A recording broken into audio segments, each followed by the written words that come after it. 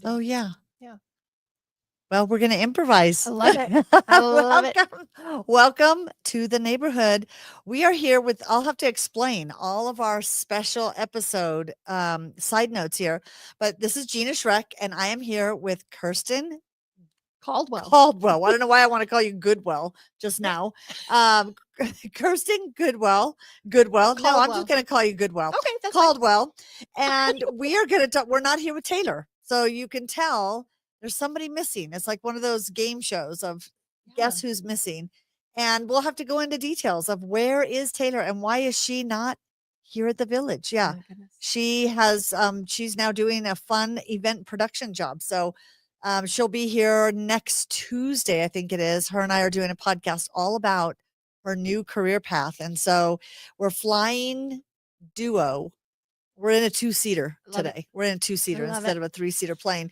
Yeah. And so usually I start out the podcast kind of updating everybody on news. And there is so much news going on besides Taylor leaving the village workspace and going out on her own in this new career. But we also have just in our world in general, there's so much like crazy stuff going on. But just in business news, which is usually what I'm always looking at, business and marketing news, there is a lot going on in the world. I think the funniest one right now that's just humorous to me, I don't know why, just politically speaking and everything else, the Google is now being sued by the country of Mexico because Google changed Google Maps to say the Gulf of America. However, if you're in Mexico and you look at Google Maps, it still says Gulf of Mexico. Oh, wow. Yeah. So depending on where you are, you will see Gulf of Mexico or Gulf of America, which I just think is hysterical. Like, okay, people, let's stop the nonsense, which we're going to talk about today of just nonsense and how to deal with that. And, you know, you just kind of, it's a sad thing in our world right now. So many things, but it's also interesting in general, the state of the economy. I mean, everything is going gangbusters as far as we can see. All the markers are pointing to everybody. January 1, they were ready to get in here, get to work. People are hiring. Businesses here are expanding. We have people moving into offices that, you know, so there's a lot going on, and yet there's still this underlying, like, what's happening? So very interesting in the business side of things. And in marketing, there's always interesting things going on between Facebook and, you know, TikTok's pulled from the App Store. And now guess what? TikTok's back in the App Store. So all of you who are crying over losing your TikTok, it's back. So fear not, you can still spend 20 hours of your day scrolling mindless TikTok videos, which I love. So yeah, good on you. And TikTok is back. But Kerstin, we're going to talk about life skills, improvisation in life, and how important that is. But first, I need to just like rewind a little bit because you have such an interesting upbringing. And I mean, that kind of makes it like this perfect place for you to be right now. Yeah. How did you come into this area of improvisation for work? Oh, well, it's been many years in the making. Yeah. I guess I'll start at the beginning. I grew up in a mortuary. Okay. Just to clarify for those of you who are like, wait, did she just say she grew up in a mortuary? Yes, I did. She did. So was your father a funeral director? My dad's a funeral. Yeah. And No, was your grandfather? We're like generations. No, he's the only one. Oh, because it's usually a very generational, pass it down. Right. Okay, so your father decided to go into this business. Yes, he did. Why? What was his? There's several stories that he told. One was that at one point, the story was that my grandfather wanted to, but never did. And so he did. He did. Okay. Another story was that when he would come back home from college over the summer, he would go help at the funeral home in their town. Oh, interesting. He would clean the cars, wash the cars, and help with services. And he just really liked that service-oriented part of it and a family-run business. Okay. And he started out being a science teacher. Okay, that's an interesting connection. Started doing that, and then he said he wanted to go into something quieter. Very quiet. And so you can see where, I mean, honestly, the funniest people I've ever known in my life are funeral directors. Yes, they are. I spoke at a national funeral director conference. Oh, yeah. And they were the wildest party people. And I was They like, are. these people, they know how to live. And it's interesting because it's like that's the part that I take with me without all the alcohol. Oh, interesting. Yeah. I could see where that would come into play in a lot of funeral homes. Yeah. Well, there's a lot of in my experience with a father who's a mortician and the other morticians I knew, they were big drinkers, they were big partiers, and I think a lot of it was how do they decompress from all the stress of that they're caring for other people? Yeah.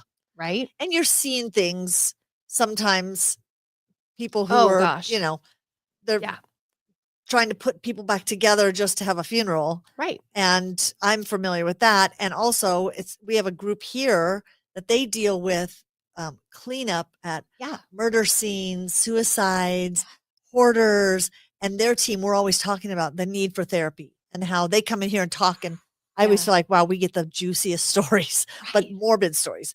And, just so I'm sure it's that same thing of, very much so. Growing up, I got the backstage version of what was happening. I was going to say, were you always hanging out and were you interested at all?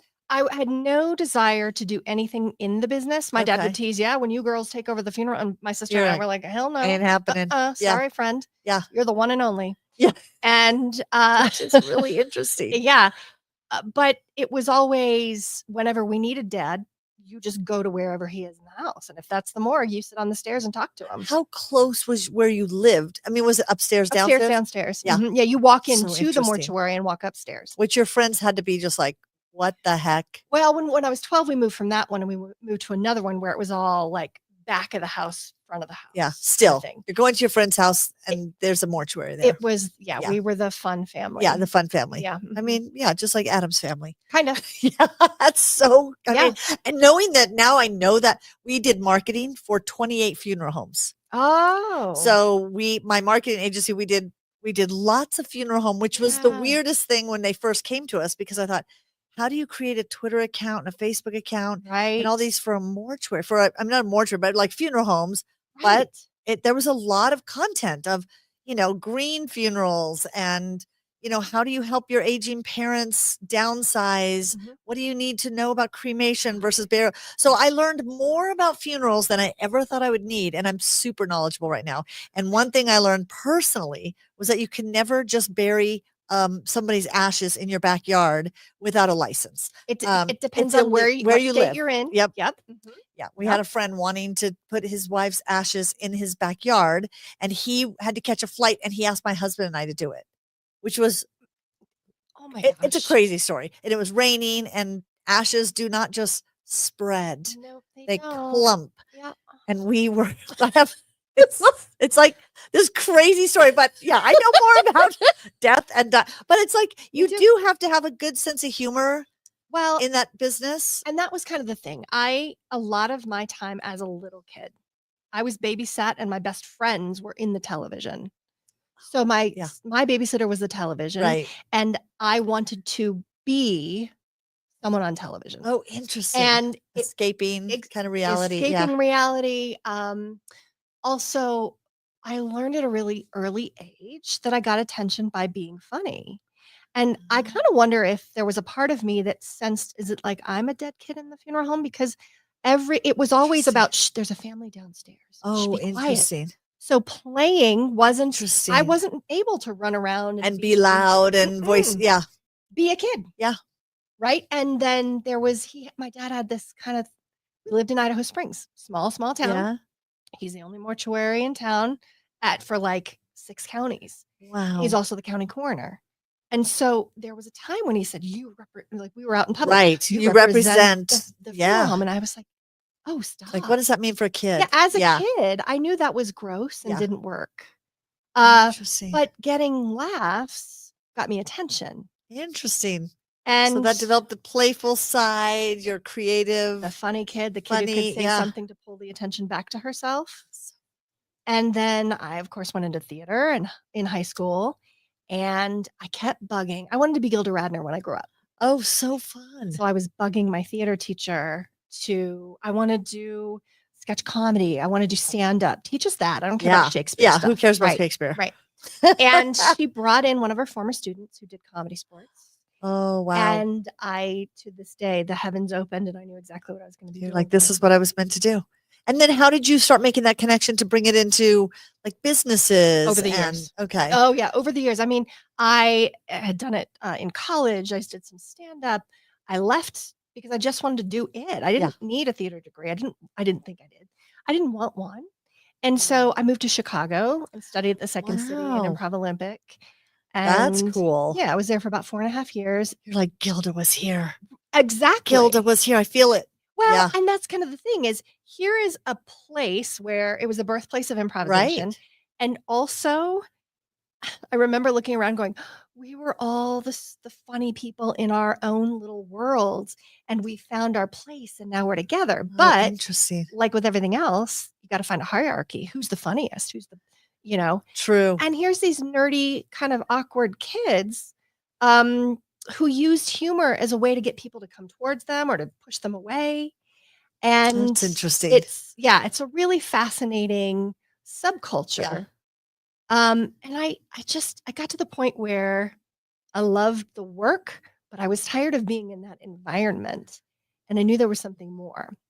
And when I had come back to Colorado, I had an opportunity. I was teaching my own classes. I had my own training center.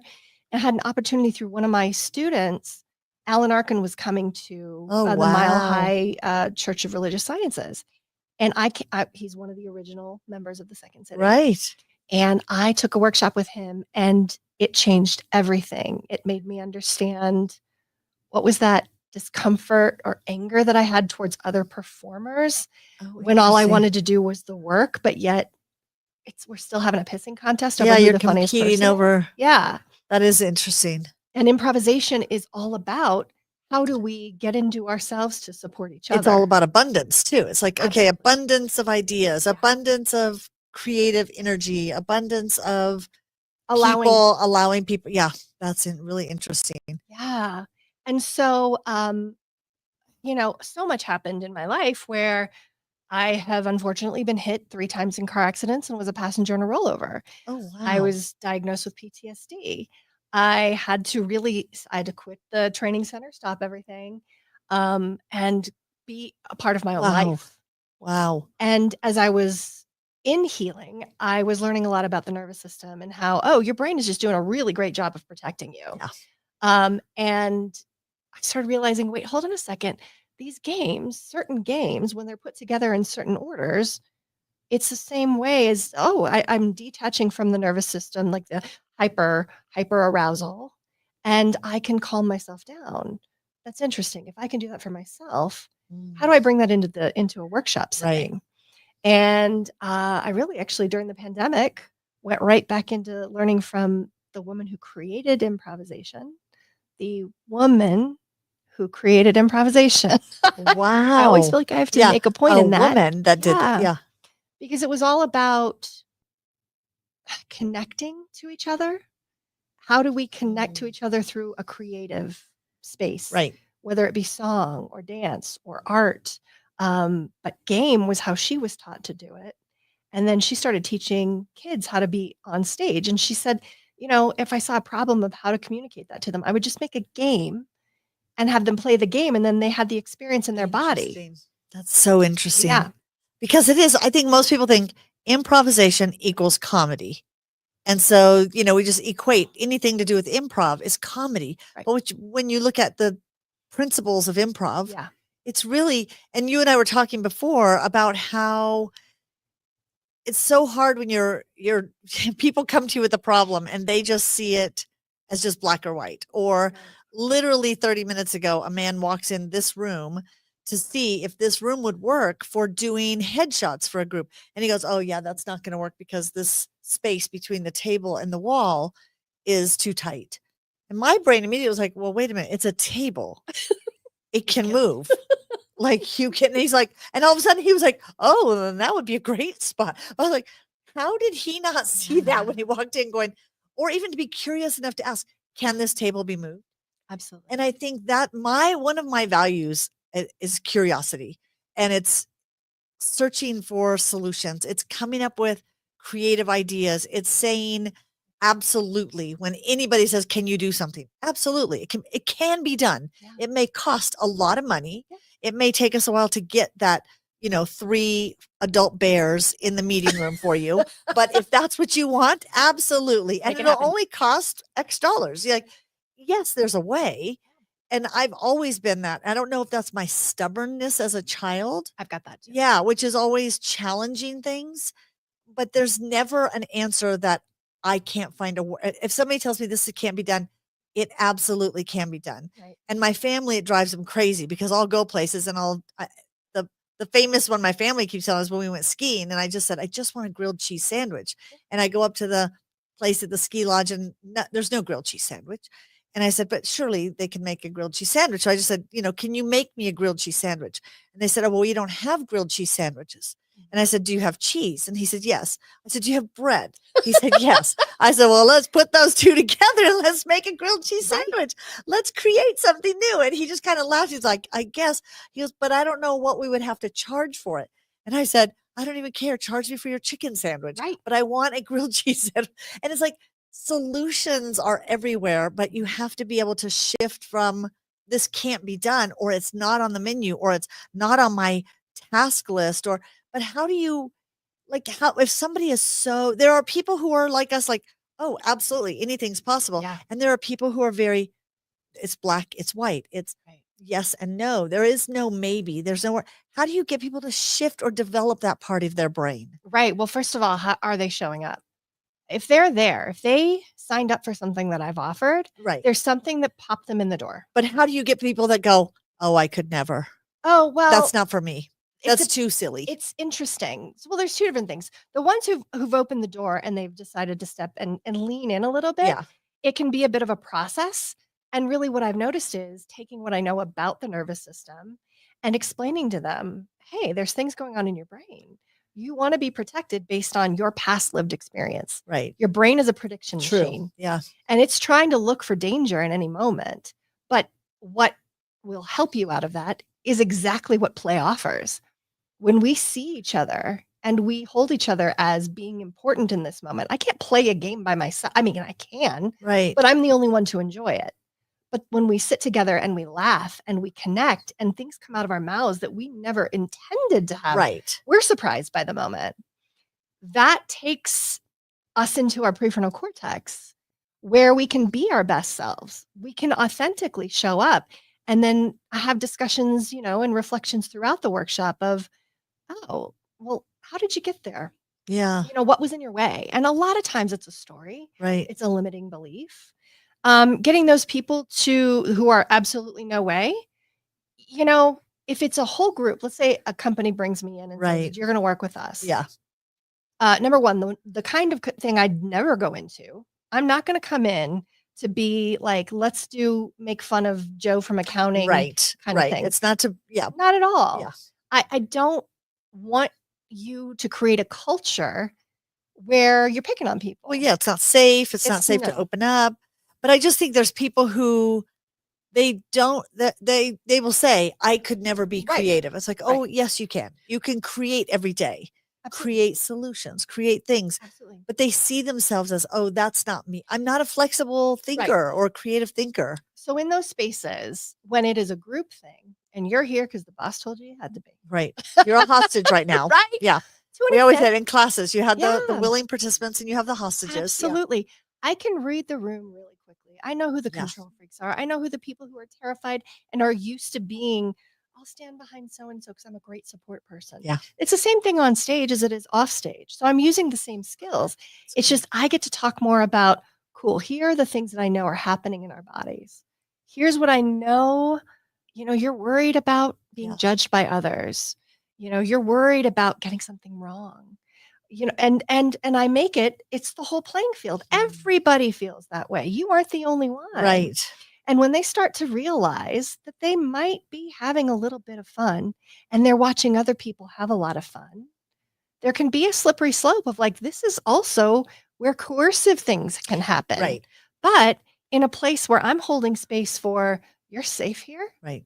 We're not going to, we can create agreements at the beginning of the workshop and you feel like you have a voice in, yeah, I'm not going to push you to do anything.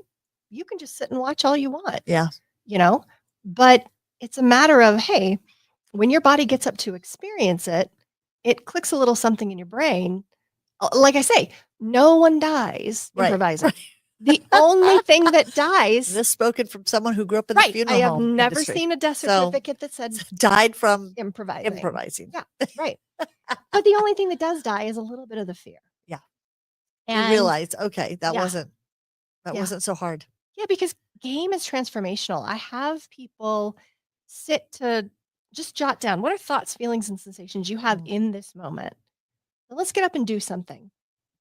And then at the end of that something, Right. which is a game, I have you jot down more thoughts, feelings, and sensations now in this moment. And then I have you look at the two. What transformed? What Yeah. changed? And then at the very end of a session, gosh, look at where you came in. Look at who you are now. Right. And is it something that you're just developing? Like, what are some of the skills that you would take away from improv that you say you learn and can apply to work? Being present. Oh, that's interesting. Yeah. So just not worrying about the outcomes, not worrying about the past or politics in work situations, but just being there to Yeah, I think it starts with recognizing what comes up inside of you, right. being a participant and taking a ride on your own body and recognizing what comes to your consciousness. Oh, I'm beating myself up over that little I didn't clap with somebody in a game, right? But yet that is tied to all the other things True. where I feel like I suck at this and that and the Yeah. other, Yeah. right? And so how can you offer more compassion to yourself Mm. so that you can show up in the work setting, in the relationship setting, in the school setting, or in the grocery store line? I mean, that's the thing. You see it in Yes. every aspect of your life. Yes. People who cannot bend and be Yeah. flexible with things, themselves included. Yeah. They can't be flexible. And they'll even say, I have such a hard time with that. But Absolutely. it's like, okay, but how do you let go? How do you, what are those? I mean, we always talk about the yes and. Yeah. Instead of saying, no, this can't be done. Yes. And this is what we'll have to Right. do. Right. Yes. And we'll have to do these things first. That's fine. Right. But it opens up that there's still possibilities. It's not just a close the door. No, it can't be done. Yeah. Someone asks to do something in your job and you're like, no, that can't be done. Instead, we used to always say, don't tell me what you can't do. Tell me what you can do. Yeah. So it's what are the things that you can do? And all of a sudden, you can start creating with the other person a solution. And I used to say, what is the one small postage stamp size square that you have that's in common with the person that you're disagreeing with or saying no to? Absolutely. Like, how do we grow this common ground that we have? Well, and a lot of it too is getting out of your head and into the other 90% of your body that has information to give you that you might be shut off. So how does one do that? What does that mean? That means taking a deep breath. So if you feel yourself, you're like, okay, this person's kind of challenging or being Absolutely. high maintenance and just kind of being aware. Okay, am Right. I causing some of this? Right. Is my body language, like you're saying, some people just won't even acknowledge. Some people cross their arms and sit there like, they're upset in a meeting or you just see, and it could be you're totally wrong. They could have gas. You just don't know. You don't know. You don't know, but you're reading their body language. Absolutely. Yeah.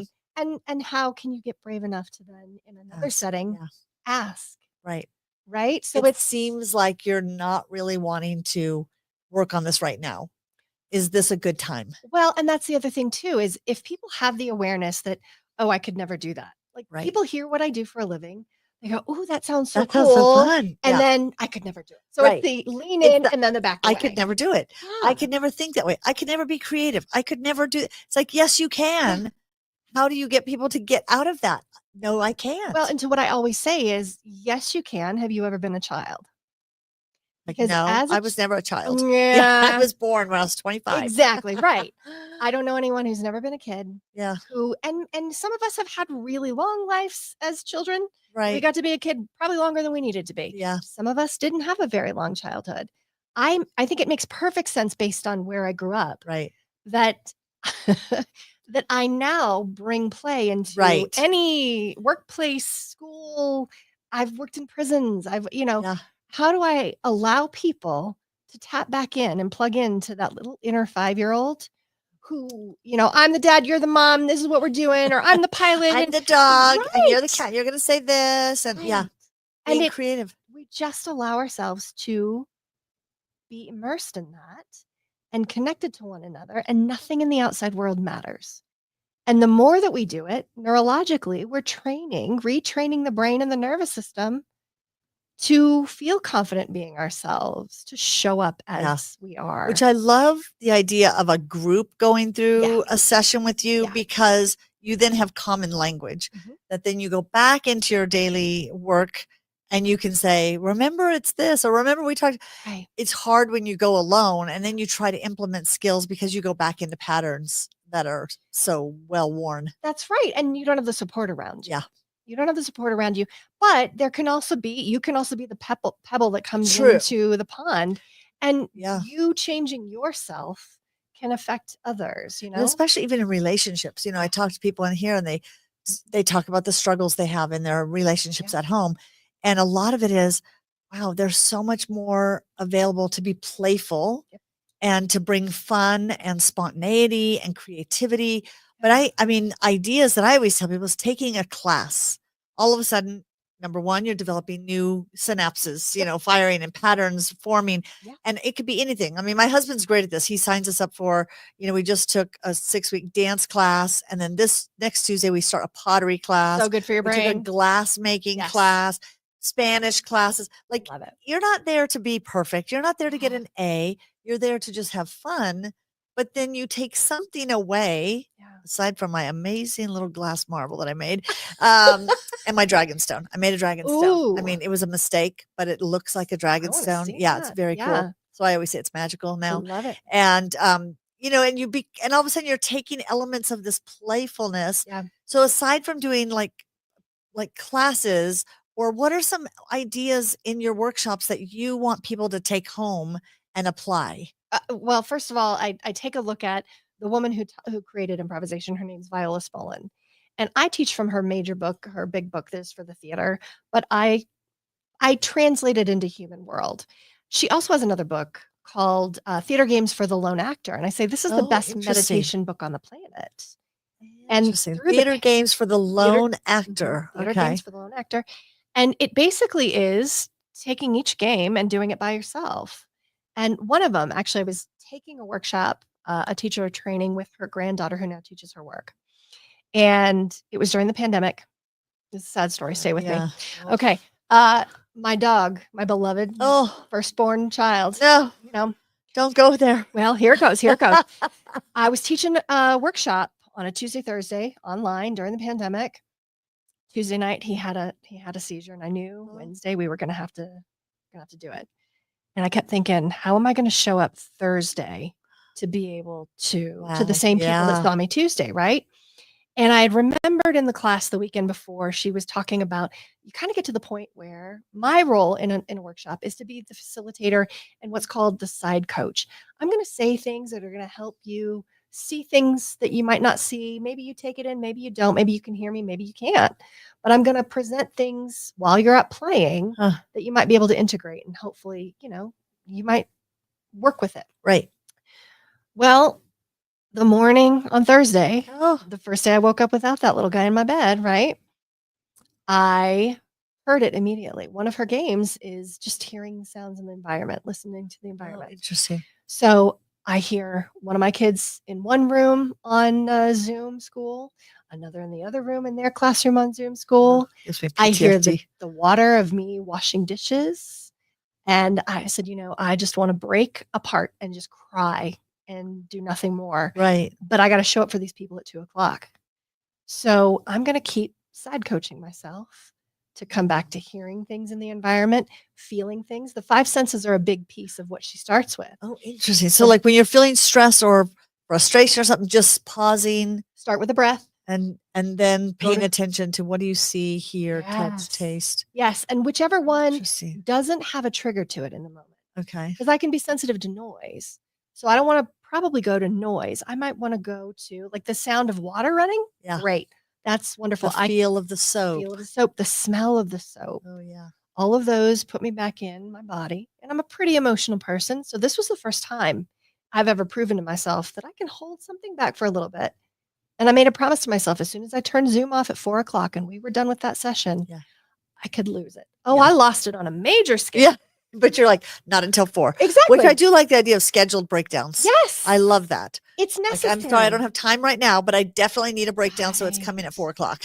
It's coming at 4. And that is necessary for stress hormones to Oh, be yeah. released and Yeah.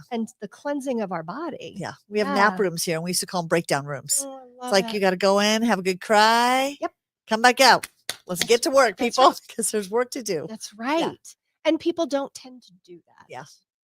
True. They know? just stuff it and hold on to it. Yeah. Instead of saying, okay, how can I release some of this?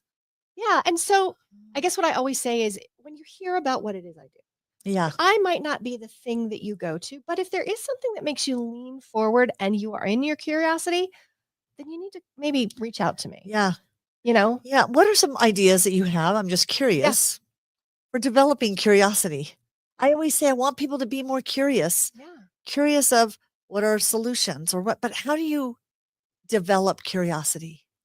How do you develop it? Well, it is a practice. It absolutely So is a maybe practice. that's it. It's Because just over your whole life, you have created this strong neural pathway, which is like a super highway of the fears and the things you want to avoid.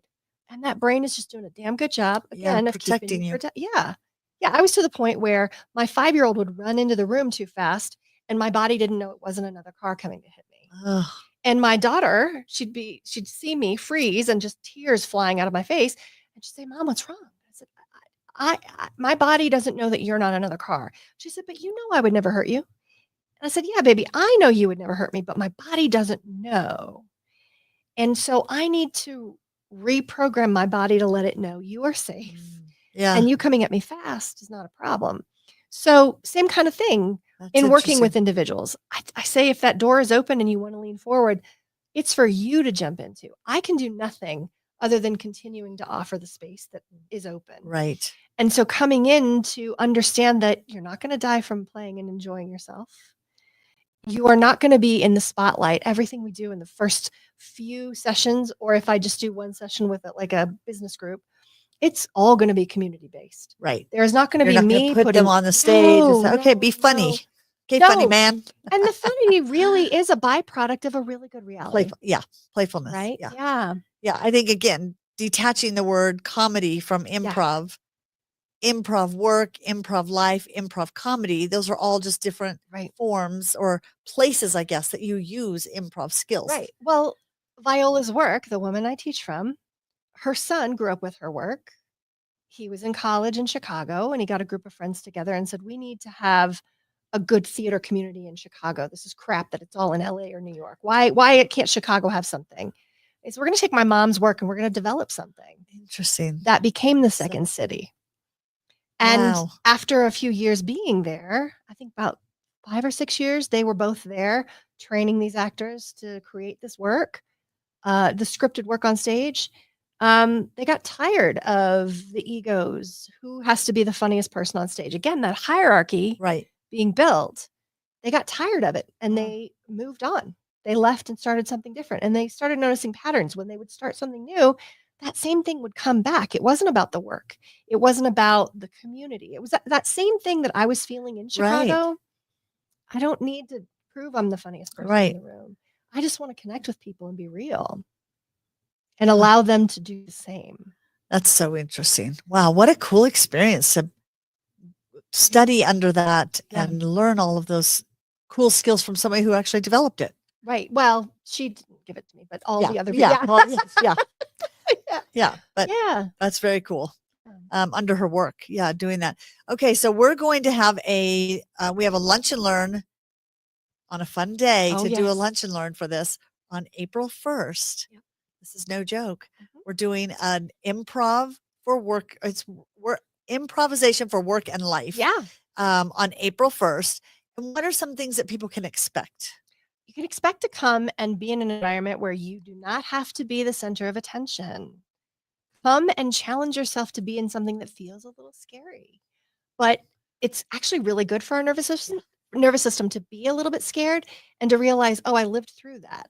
Right. That's good new I information for the didn't brain. die. Yeah. I didn't die and I had some fun.